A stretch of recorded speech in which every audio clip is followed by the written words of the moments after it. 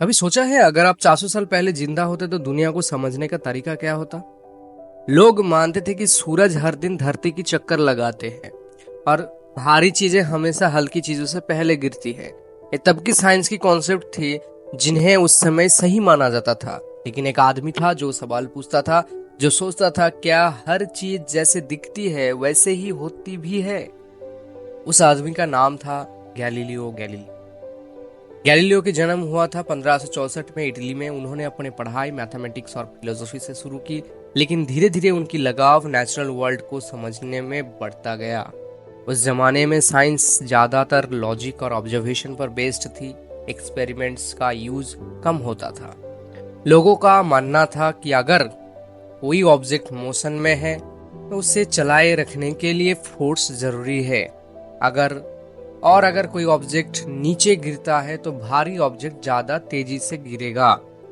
Galileo ने इस पर एक्सपेरिमेंट किया। उन्होंने अलग अलग साइज का बॉल्स को इंक्लाइंड प्लेन पर रोल करवाया और ऑब्जर्व किया कि सही ऑब्जेक्ट एक ही तरीके से मूव करते हैं अगर फ्रिक्शन और हवा का रेजिस्टेंस हटा दिया जाए।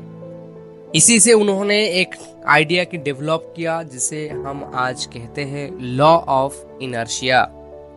ये वही आइडिया था जिसने बाद में न्यूटन के मोशन के लॉ के लिए फाउंडेशन बनाया। गैलीलियो सिर्फ थ्योरी तक सीमित नहीं थे। उन्होंने अपने ऑब्जर्वेशन को वेरीफाई करने के लिए एक्सपेरिमेंट शुरू किए और ये अप्रोच उस समय कुछ अलग थी। 1609 में जब उन्होंने पता चला कि हॉलैंड में एक नई डिवाइस बनाया गया है जो दूर की चीजों को पास दिखती है, तो उन्होंने अपने हाथों से एक टेलीस्कोप बनाया और उससे आसमान की तरफ देखा। चलिए जानते हैं क्या क्या उन्होंने देखा। मून के सरफेस पर हिल्स और वैलीज है, चांद पर डार्क स्पॉट है, जुपिटर के आसपास 4 छोटे चांद घूम रहे हैं, वेनस के फेजेस बदलते हैं और मिल्की वे हजारों छोटे छोटे सितारों से बना हुआ है। ये ऑब्जर्वेशन नए थे और इन्होंने दिखाया कि यूनिवर्स बहुत ज्यादा कॉम्प्लेक्स है जितना उस समय सोचा जाता था।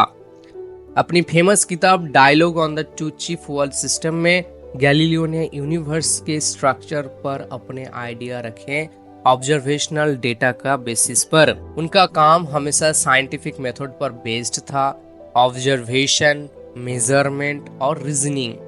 वो सिर्फ इसीलिए याद नहीं किए जाते क्योंकि उन्होंने नई डिस्कवरीज किए, वो इसीलिए याद किए जाते हैं क्योंकि उन्होंने साइंस की सोच बदली।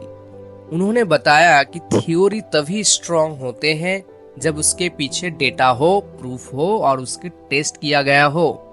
साइंस के लिए उनका सबसे बड़ा कंट्रीब्यूशन ये था कि उन्होंने एक्सपेरिमेंट को सेंटर स्टेज पर लाया। पहले के साइंटिस्ट नेचर को बस ऑब्जर्व करते थे। गैलीलियो ने कहा नेचर को समझने के लिए मेजरमेंट और एक्सपेरिमेंट दोनों जरूरी है। उन्होंने साइंटिफिक इंक्वायरी का नया तरीका दिया जिसमें क्वेश्चन पूछना, टेस्ट करना और फिर कंक्लूजन तक पहुंचना शामिल था।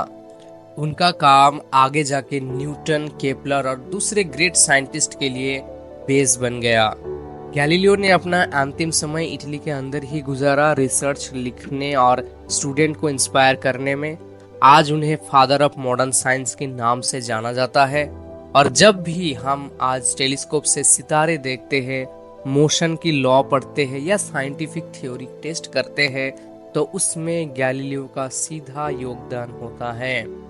उन्होंने एक सिंपल मैसेज दिया था, आंखों से देखो, दिमाग से सोचो और जो समझ आए उसे एक्सपेरिमेंट से कंफर्म करो।